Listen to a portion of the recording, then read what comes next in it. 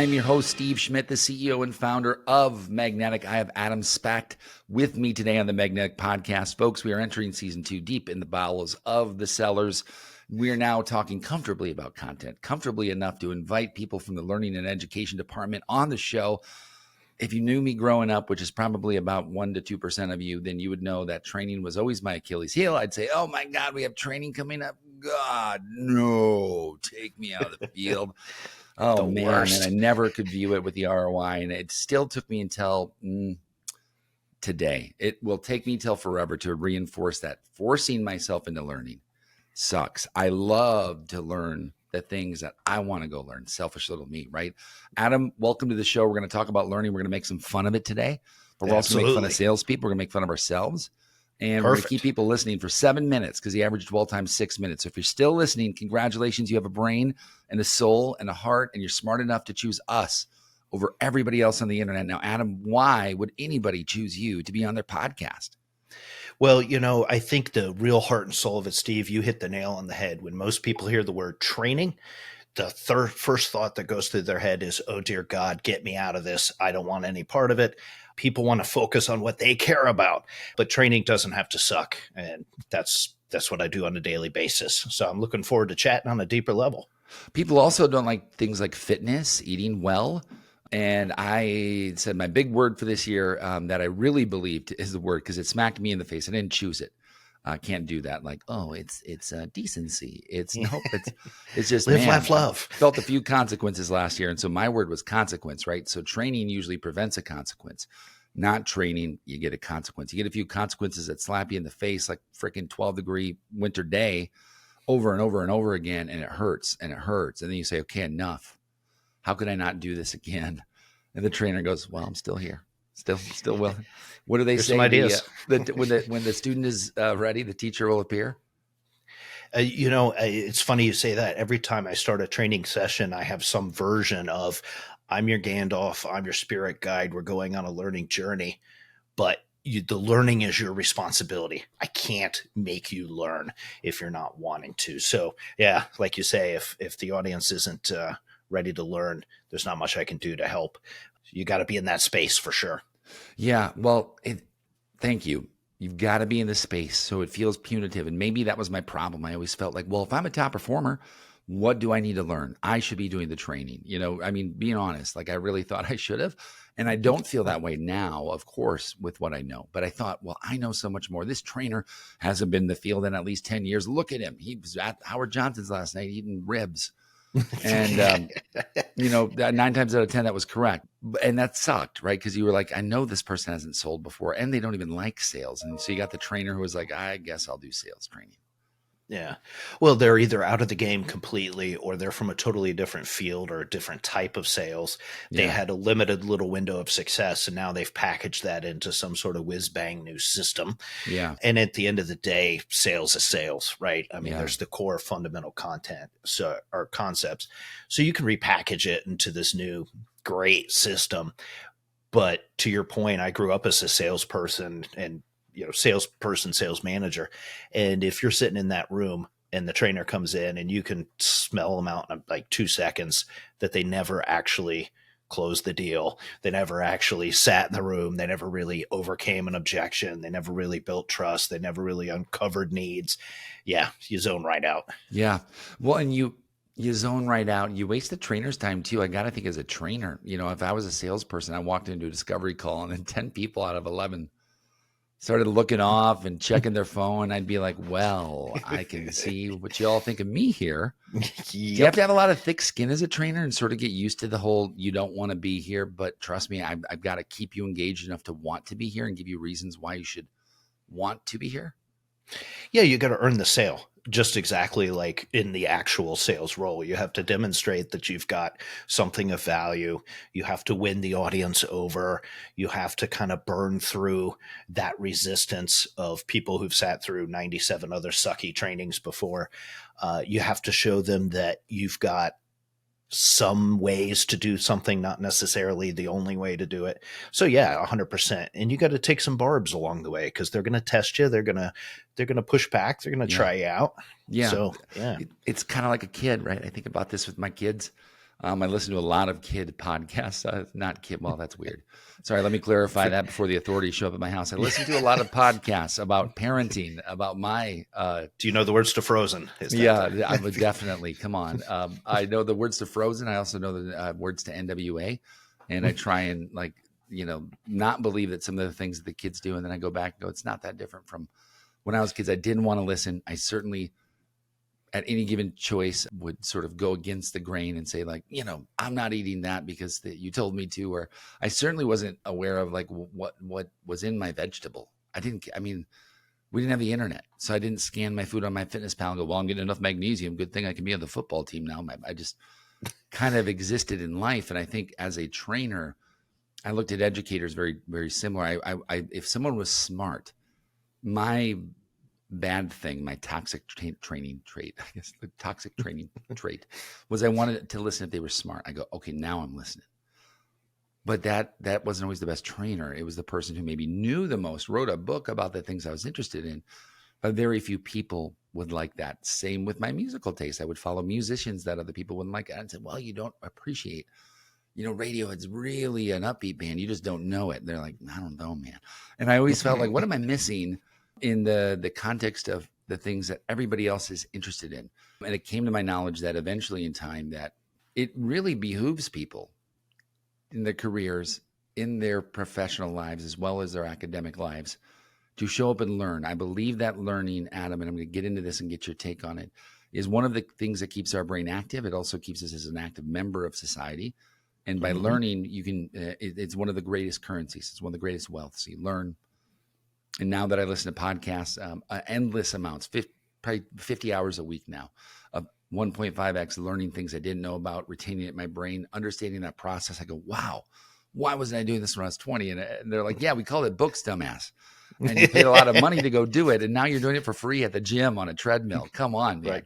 Right. You're seeking it out as opposed to finding a way to get out of the conference room center as quickly as possible. Yeah. Well, what is that then? What is the human instinct? Get a little psychological with me that refutes learning and thinks, and we can call it an ego. I mean, I realized looking back in mine was, I don't want to learn more. I know what I need to know. Don't mess with me. I got my systems. What is that? Yeah, there's a natural resistance, I think, especially in high performers, type A's, real go-getters, that they, like you say, I've got my system, I've got my approach. You couple that with the endless sea of horrible trainings and trainers that are out there. And then you couple that with just adult learnings, the way adults learn. Adults, generally speaking, want to have a purpose to their learning. We're not doing this just because I'm sitting around, I got nothing to do. There's got to be, I got to have some form of buy-in. Yeah. What's interesting to me is I went down a rabbit hole about a year ago on YouTube, a YouTube rabbit hole. I love YouTube rabbit holes. Oh my, dude, it was a condominium that had collapsed in Miami. Oh boy. And this one particular individual, I don't remember the creator's name, but anyway, he was going through all the open source information, and he's a mechanical engineer, and he was piecing together his thoughts and theories as to why this happened. Yep. I don't know. It popped into my feed. I'm like, I'll check that out. 39 hours later, I've learned everything there is to know about this condominium. Yeah. Why did I find value in that? Why did that? I don't know, but it's back to your main point. When we buy in, we'll sit there forever. Ever. If we're not bought in, or we've got that resistance to learning, or the trainer hasn't won us over, the psychologically, nope, I'm gone. Thank you. Seems to me like YouTube's got it figured out then, some sort of algorithmic, less about what you need to know and more about what we're serving you up as you like to learn it, when you want to learn it. Of course, with a few advertisements to keep YouTube alive and those creators out there, which I've started to really appreciate, man. I want to ask you about my next favorite topic. A lot of people say, well, these things are boring, but I think in the world of sales, they're about to become unboring because you have to get good at it. It's called the explainer video. Oh, absolutely. It is the well-produced, here is my thing, without having to sit down and go through a goddamn boring demo with me for 45 minutes. I'm just going to walk you through it. There's a library. If you have this question, watch this video. I'm astonished the amount of SaaS companies who do not have educational resources for their existing customers as well as future customers on their YouTube page. Talk to me about that in terms of education and the gap that at least I see in SaaS, especially earlier stage and mid stage SaaS. I mean, sure, when you get a D round for 700 million, you should probably have a wiki on your page. I think a lot of customers are missing out on that and, go to the chat bot, but what about a YouTube forum where I could learn this stuff and you update it more than once every 3 years, things like that. I mean, think about how people buy now versus how they bought maybe when you and I were a little younger and Emotionally on my mobile phone. Right. And we do so much of the pre-buying experience long before a salesperson either reaches out to us or we reach out to them. Yeah. So imagine the power of those explainer videos of, hey, this is our widget. This is what it does. This is the problems it solves. Yeah. Here I am as the face of the company building trust and credibility. People buy. Yeah, I built the product. It's me. It's my product, right? Yeah. Here's my cool whiz bang thing. And here's why I did it. You can get into the whole what's behind the scenes. Your personality Ask can me come questions. out. I might answer them. Right? I mean, God forbid you come out from the ivory tower and be like, "Oh yeah, do you have a question?" Oh, you got to. You don't like sold product? more, but they asked me a question. Delete. You don't like it? Delete. I think there's a lot of trolling that can happen, and that's a shame. But I go, well, welcome to the internet. I just love this idea that, man, if I had somebody give me $10 million, I'd make the best community training resource library and say, we have a content rich place. We're going to give this stuff away. We're going to teach you how to use it.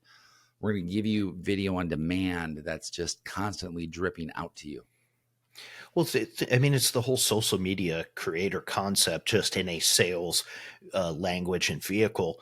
And even if you think about it from the old school discovery process, where either a salesperson had to get in a car and go somewhere and all the cost associated with that, or in a more of a SaaS concept, you've got an SDR who's just pounding the phone, which is needed. I get all that. But imagine if you just had this library sitting there, just people interacting with it, and they're doing all the pre-buying work so that theoretically when they finally put a comment in there, or maybe God forbid reach out to your website, so much of that qualification piece is already done at a much lower cost. It's terrible. I mean, you could crank out videos everywhere.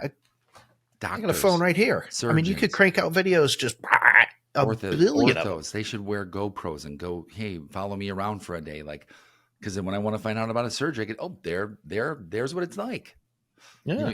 Edit it out and show what you can kind of thing. But there's a lot of private practice surgeons. I was sitting down with one the other day. He said, Steve, I see a lot of potential, so much potential. I want to invest in your company. I think that a lot of orthopedic doctors who are in private practice would love this idea of having a YouTube channel where they could have a podcast where potential patients and former patients and people who have nothing better to do, I don't know, than sit around and listen to a podcast about surgery. I said, there'd be 1,000 people listening, a bunch of old people. My mom would be listening. People who are my age who are thinking about a hip surgery. I'd Google you and find you and be like, well, Wednesday he's doing a live. I'm going to get on and ask him a question. Oh, man, I'm going to talk to Dr. Steve. Yeah, you don't have to go to the office, and ask him a question, or you don't have to crowdsource Reddit and hope that those people are right, God forbid, because that's never the case. But I think it's the next wall in B2B of saying, if I'm a really good seller, I'm going to say, hey, this is me, and I'm updating people daily. Here's what I'm hearing in the space. I'm going to host a podcast. I'm going to have a customer on every day, or a customer prospect or someone internal. If I'm the CEO, I'm going to say, let's do an internal podcast instead of a freaking team meeting on Friday. And we're going to have different people in the company like contribute, kind of like the old bake a pie.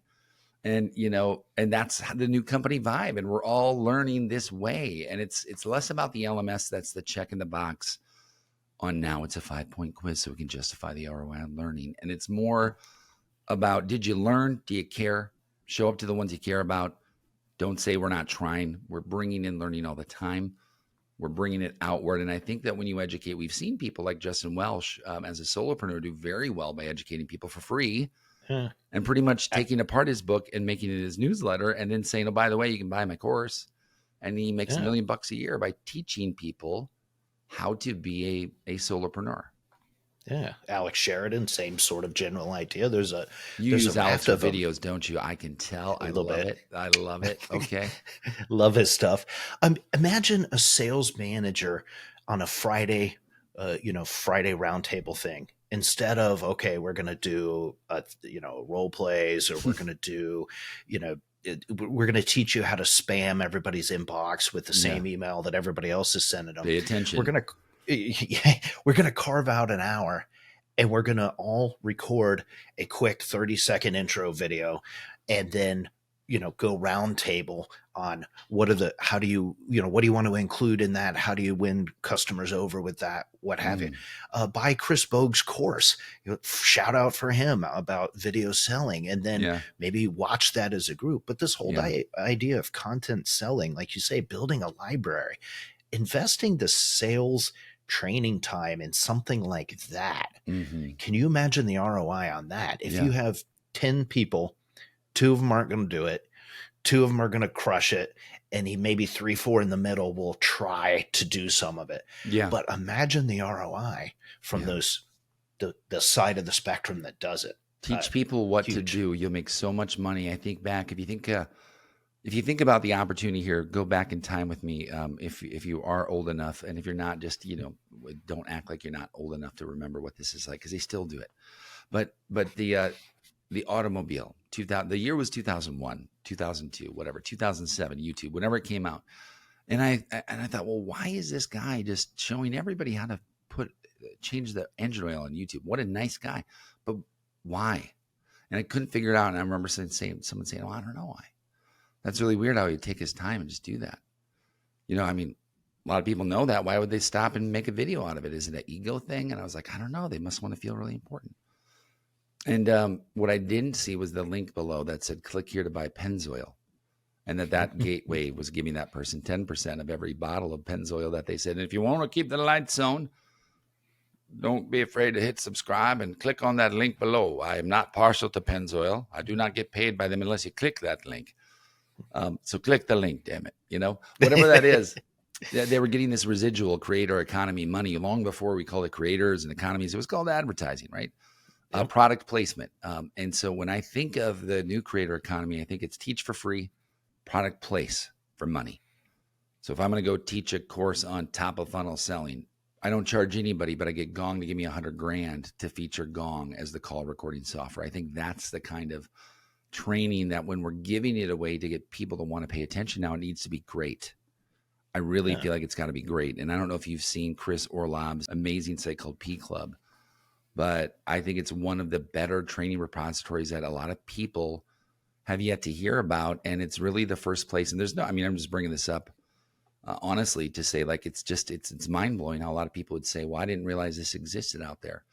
And for, I think, call it $1,000, you can go on and then you can allow your team to be a part of this, and they get certain modules, right? So if you look at this, of course, it's some of those people we know, right?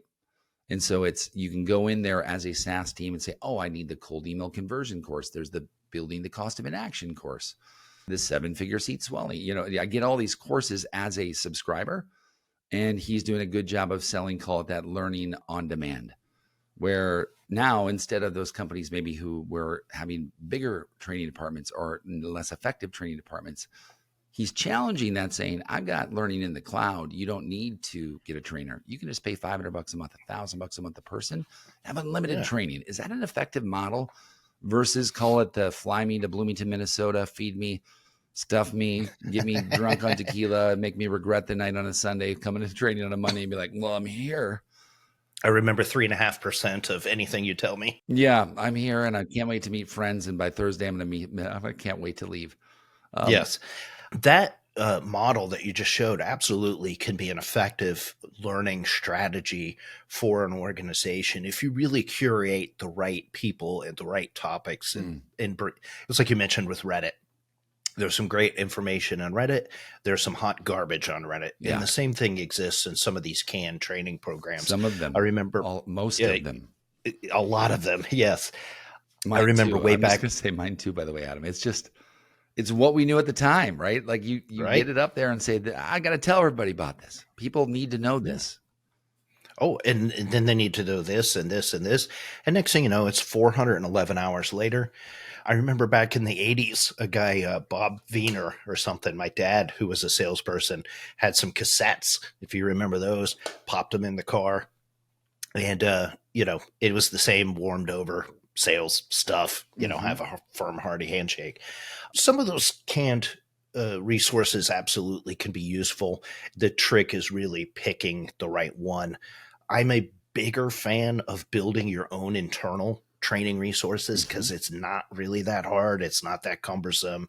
And with all of the tools and resources that we have as part of the social media creator Mm-hmm. economy, to create your own internal training resources, Yeah. so easy. Yeah. And then you can really laser it in on your particular needs, Yeah. leverage the canned stuff for the generic whatever.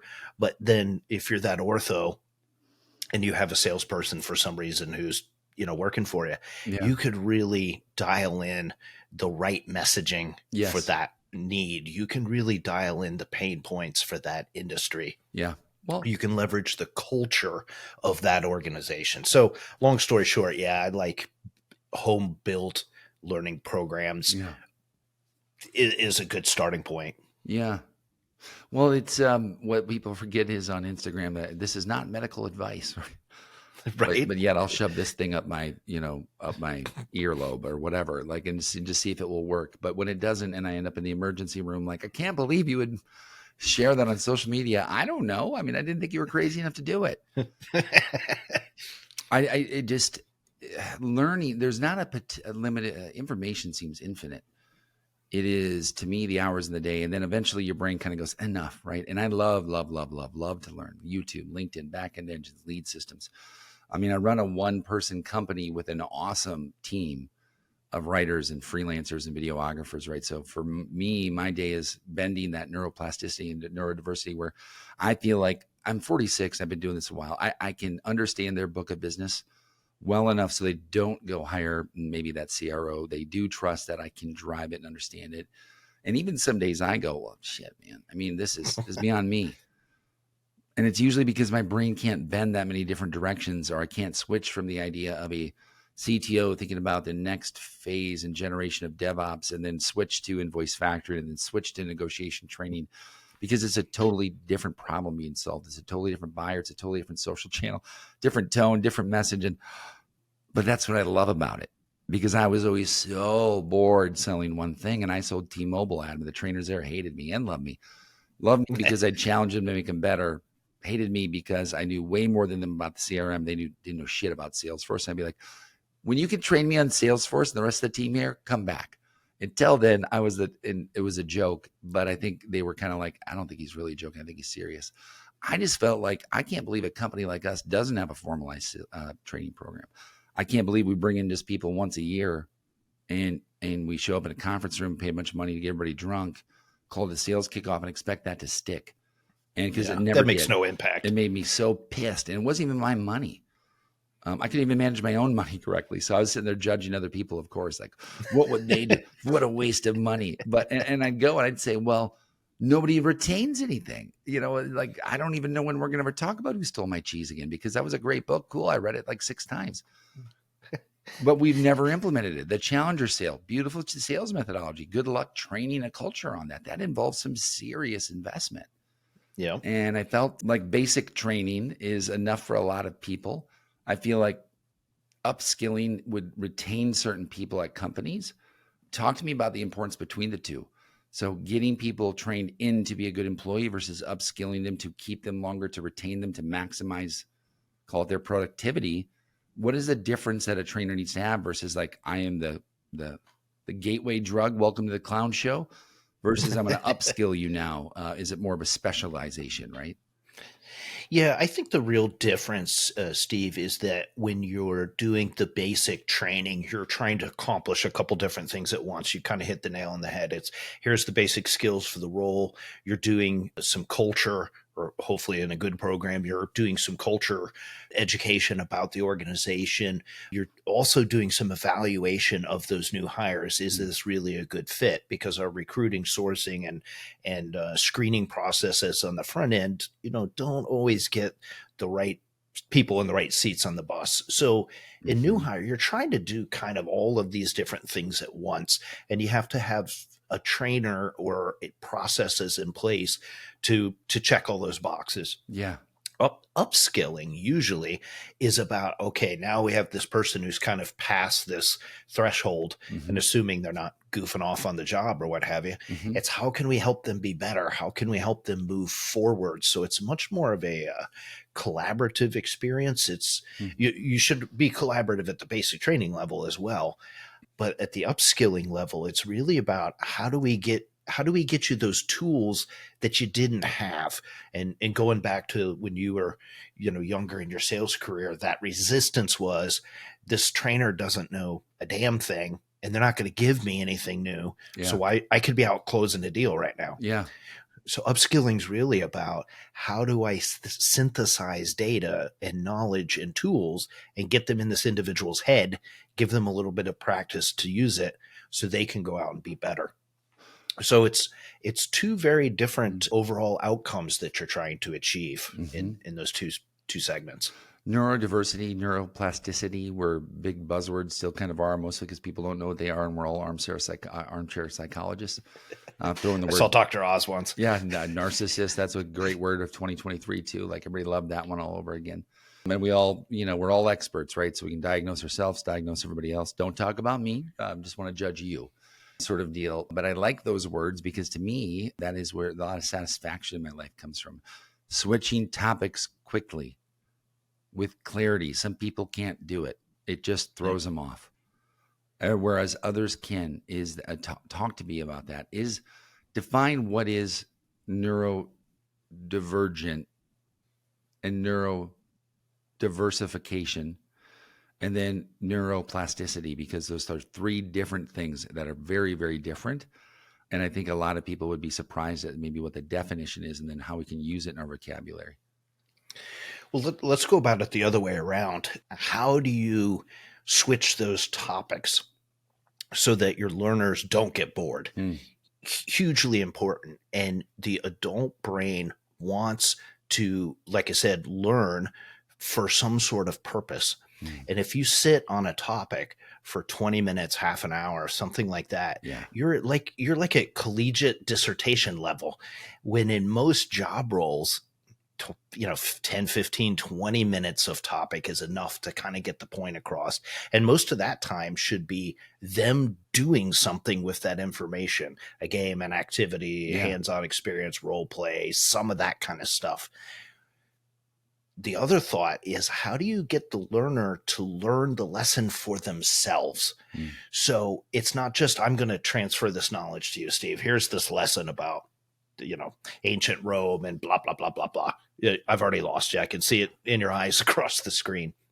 I love ancient Rome, actually. Oh, okay. Well, then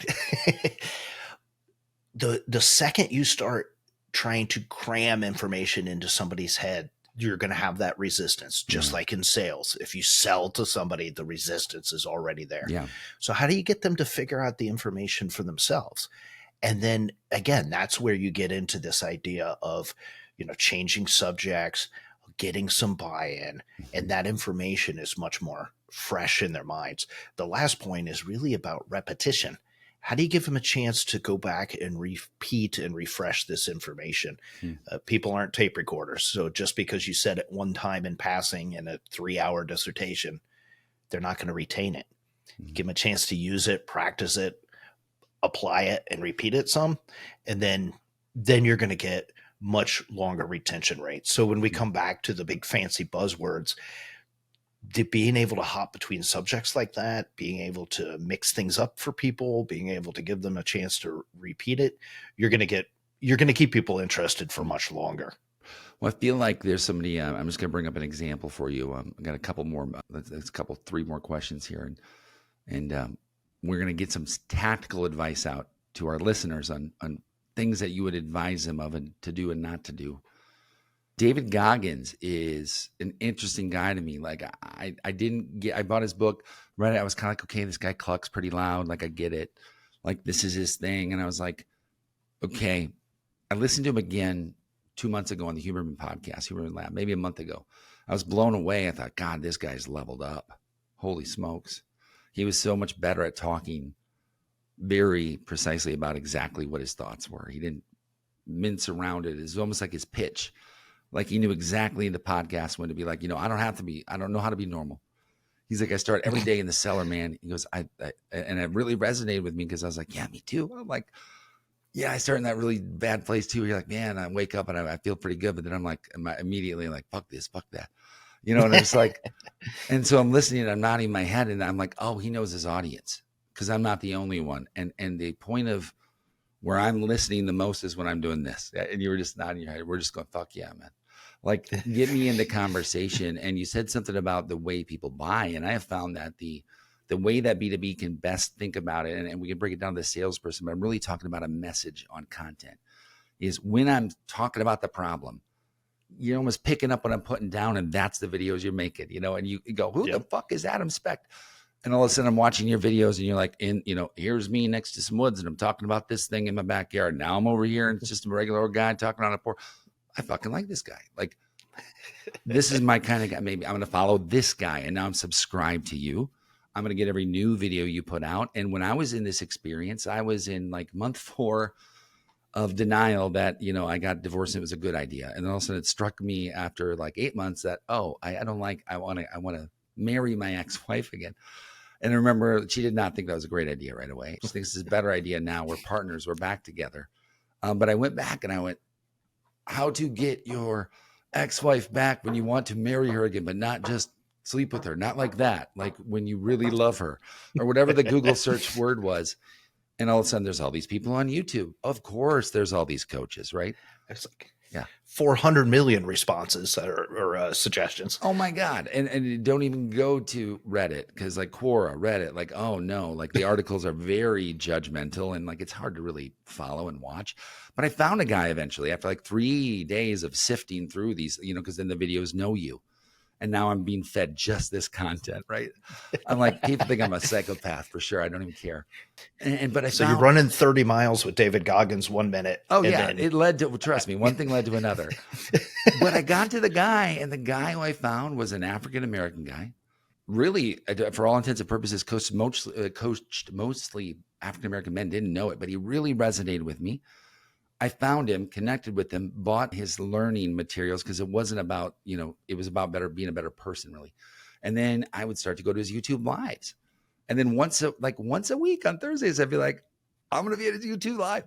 And I was like, oh my God, I'm going to YouTube lives now. What's wrong with me? And then I'd pay $20 because I'd want to ask the first question. And then I was like, oh my God, you can tip them and get to the front of the line. And I'm like, I'm really understanding. I'm like, wait, I do this for a living. I should be taking notes on not only what he's teaching me about, how to get back together with my ex-wife, because those were the great notes. And it took me a long time to really dig into my heels on that. And it continues to in a good way. But like this guy was out there in my head, essentially picking up the sentence. So I was click, click, click, buy, trust. And I was very quickly aligned with the person who very kind of uniquely solved my problem.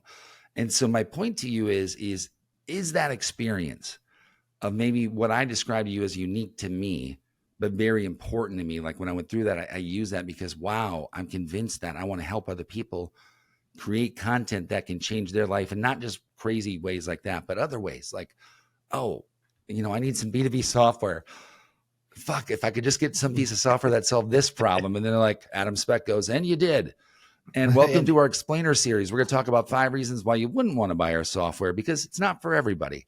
You wouldn't want to buy it if you're an early stage company. Our software is 6 figures. We're not going to lie. It's fucking great. Number 2, and then just talk to me, start educating me right away. And I'm trusting you, leaning in, going, fuck yeah, I'll take a demo with these guys. Like they're just telling me I might not be a fit. I'm probably not. And I love that sort of content that's fully frontal. It's educating me. It's overly educating me. It's telling me very precisely what I might be able to solve. Is that the future for B2B? And if so, are we fucked with salespeople at the forefront, or do we have great content creators and trainers like you coming to save our asses yet again? You can't get away from the training world. Yeah.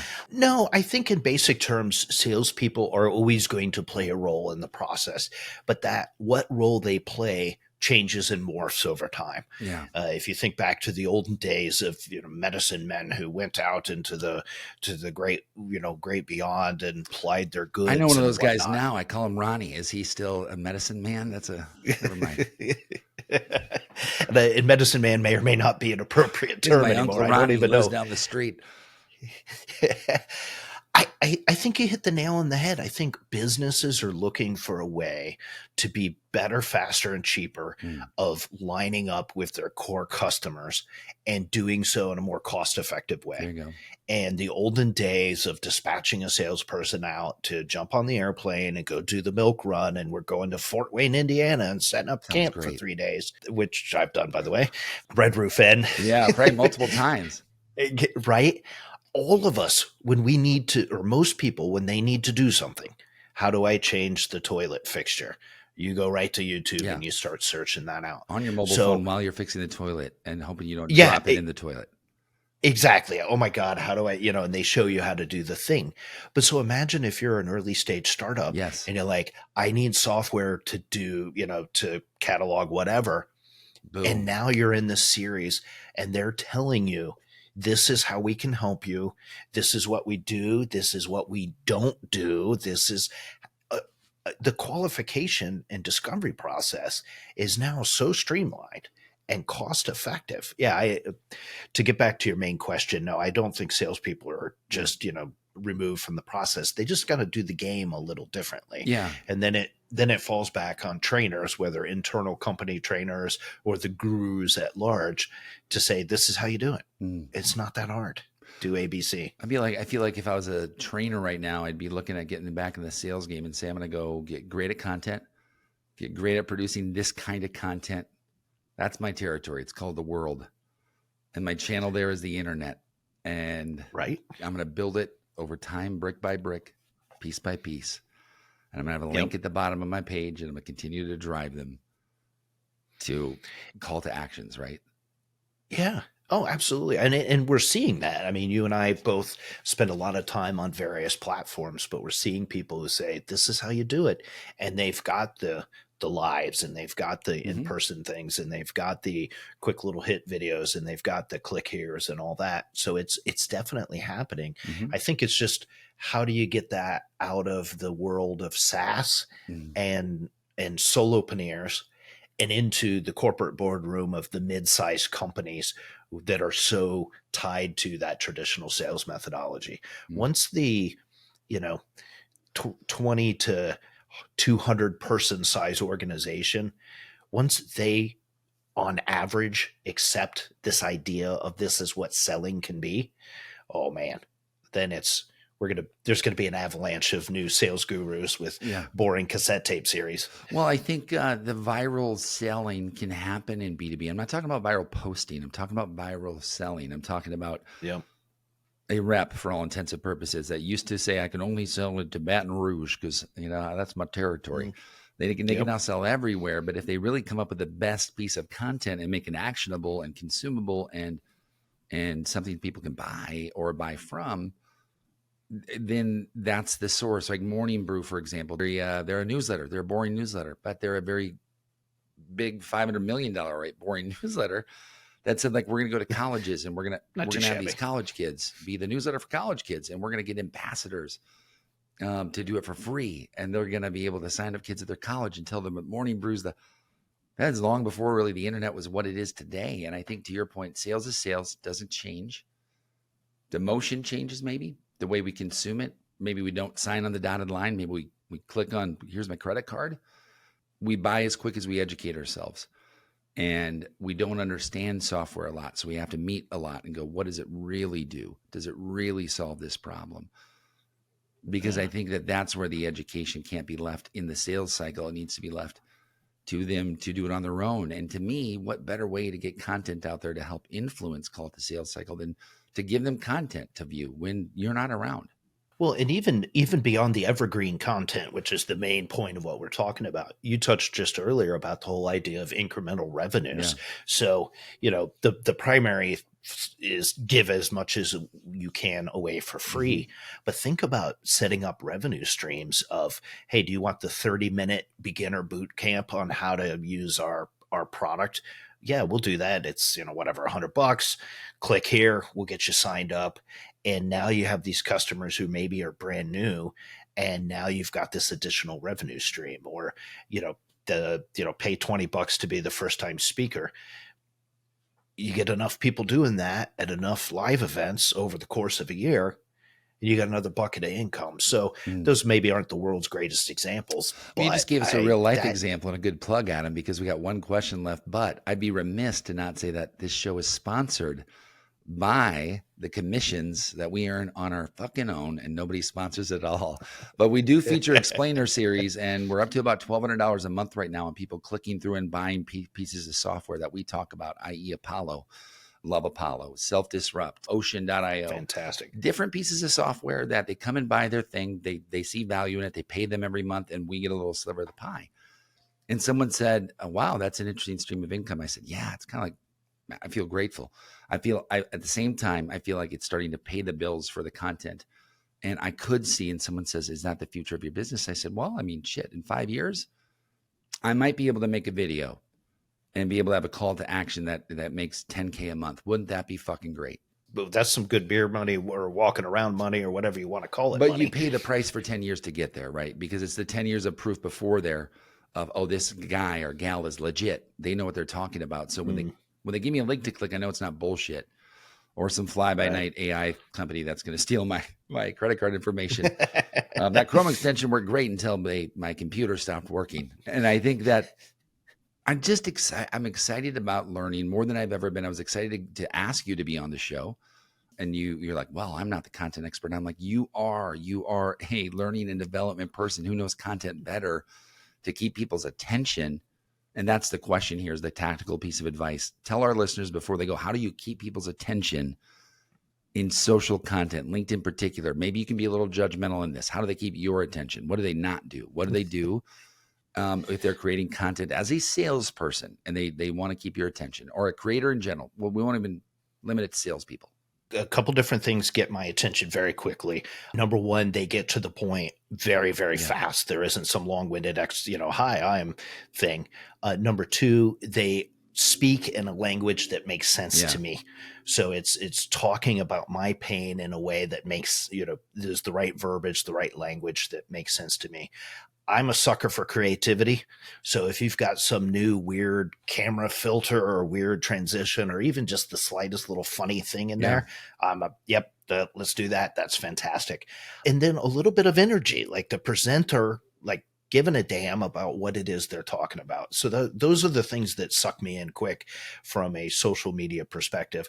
Boring, don't care presentations, dull voices, bad sound quality, bad camera views. It doesn't have to be a Hollywood movie, but if it's like, you're in the bus station bathroom recording this thing, I might watch that. I'm out immediately. Yeah, no, I'm with you. Well, hey, listen, no judgment. On your flip phone. I've had some podcast guests join, and they're like in their car, and I'll be like, what's going on? And they're like, oh, I was just driving. Is this, are we recording? I'm like, yeah, it's a podcast. And they're like, oh. I have more information You're like, what did you Google what a podcast is? Did you ask your kids at all? And I just am baffled. I'm just like, well, cool. No judgment here. Like, this is just what I do 4 or 5 times a day, every day. Podcasts for me and my clients. I think if anything, I could tell you, I've learned how to do these mostly from the internet. And the learning and development is I did not sit in a class. Could I have paid somebody, a creator out there, to teach me how to start a company, how to create podcasts? Yeah, probably would have been a lot more effective. I am one of those take it under the hood, learn for yourselves kind of guys, Adam. And thank you for coming on and sharing your secrets. You're weighing in on the subject. I asked you some weighty, meaty, end of the day tape questions today. You made it through it. But now the important part, where can they find you, our listeners, online? What is it again you do? How can you help them? And where do you exist on the internet, Adam? Well, number one, thanks for having me Hell on. yeah. I'm super honored. It's a heck of a privilege. NoBoringTraining.com is the best place to reach me. That's where you can find all of our products and services, which really boils down into helping leaders leverage learning as a competitive strategy to affect the metrics that keep them up at night, or to help trainers themselves with no boring training products. So how do you actually deliver an effective training? NoBoringTraining.com is the primary spot. I can be found on all the socials. Follow me on You LinkedIn got at a good Adam YouTube, Spack man. for Good daily YouTube. tips. And YouTube is growing, and some really new cool stuff coming down the line there. I'm really excited to get those rolled out here in the next month or two. Follow me there. LinkedIn, YouTube, Tick, all of How them. much question for you. I said last question, but I lied. How much time a week do you invest into making content? I don't know that I've ever measured it. I would say a lot, more than my family cares for. I would say probably a good 2 to 5 hours a week in the actual creation part of it, just depending Yeah, on the sure. week. And then you got to post it. You got to interact with it. It's probably a 10-hour a week job. Right? So I remind people it's not for free. So, yeah. It's No, it's your time. it's yeah, easily an hour to 2 or 3 at night, Saturday mornings. Yeah. Oh, I love it. Absolutely love it. And, you get that idea that pops into your head. You have this grand content strategy all mapped out, Trello board. And then, in the shower, you get an idea. You're like, oh, where's my phone? I got to record this this is right the now. greatest thing. There's 2 likes. I got to delete it. Where's the delete button? I got to get this post out. I'm telling you, if you're not depressed about the LinkedIn algorithm, then call me, because I don't know anybody who's thinking it's going up or great this year. I'm glad, though, you're still in my feed, Adam. Thanks so much for joining the Magnetic Podcast, brother. I appreciate you. Thanks for joining us from way down in Mississippi, being the first guest we've ever had on the Magnetic Podcast. You really made this one special. Well, we finally got internet and power, so we're in great shape. I've been doing today. this whole thing from a tin can, so this is magnificent in South Dakota. Thank you, Adam. All right. Thank you See so listeners. much. Take care.